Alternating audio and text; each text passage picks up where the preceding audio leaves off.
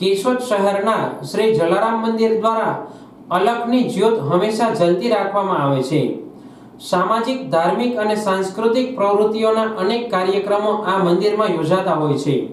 જો કે દર મહિનાના પહેલા અને ત્રીજા રવિવારે વિનામૂલ્યે નેત્ર નિદાન કેમ્પ છેલ્લા 15 વર્ષથી યોજવામાં આવે છે, જેમાં અનેક લોકોને નવી દ્રષ્ટિ મળી છે।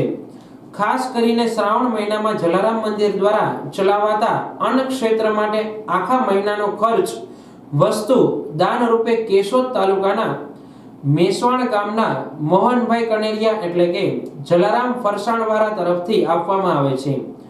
દર શ્રાવણ માસના અંતિમ દિવસોમાં કેશોદમાં વસતા બ્રાહ્મણો માટે બ્રહ્મ ભોજનનું આયોજન પણ મોહન બાપા દ્વારા કરવામાં આવે છે।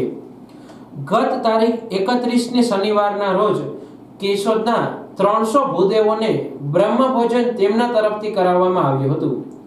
આ અવસરે બ્રહ્મ ભોજન લેતા તમામ ભૂદેવોને તેમના તરફથી દક્ષિણા પણ આપવામાં આવી હતી। આ રીતે તેઓ કેશોદની તમામ ગૌશાળામાં પણ નિયમિત નિરણનું પણ દાન કરતા રહેલા છે। કેશોદમાં ચાલતા હરતા ફરતા અક્ષય અન્ન ક્ષેત્રમાં પણ તેઓ વસ્તુ દાન રૂપે 80% દાન આપતા રહેલા છે। જલારામ મંદિરે યોજાયેલા બ્રહ્મ ભોજન માટે મંદિરના ટ્રસ્ટી રમેશભાઈ રતન ધાયરા, દિનેશભાઈ કાનાબાર સહિતના જલારામ બાપાના ભક્તોએ ભારે જહેમત ઉઠાવી હતી। આ સાથે મેસવાણથી જલારામ ગ્રુપે પણ આવીને રસોઈ સહિતની તમામ કામગીરીની જવાબદારી સંભાળી હતી।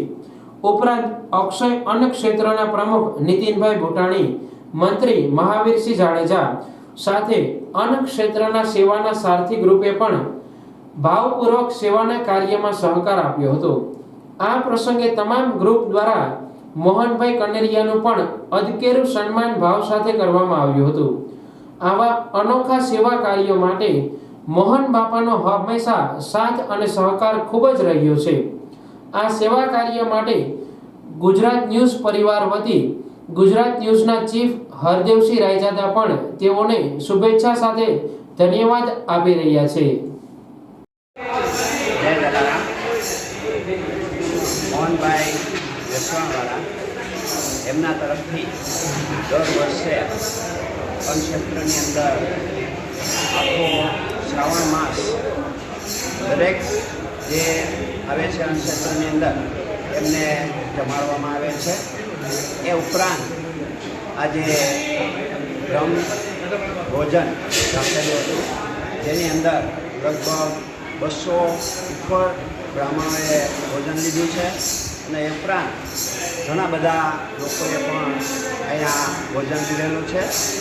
અને મોહન બાપા હંમેશને માટે કેટલા બધા અન્નક્ષેત્રોની અંદર પોતાનું કામ આપે છે। એ ઉપરાંત ગૌશાળાઓની અંદર નિરણ પણ એમના દ્વારા આપવામાં આવે છે। લગભગ આપણે એમ કહીએ તો એક માસની અંદર લગભગ 50-60 હજાર ઉપરાંતનો એ દાન પૂરું કરે છે। અને આ રીતે આજે એમના દ્વારા એક બ્રહ્મભોજન કરી અને એક મોટું પુણ્ય એમના દ્વારા આજે થયેલું છે। આ તકે જલારામ મંદિર એમનો આભાર માને છે। Thank you very much.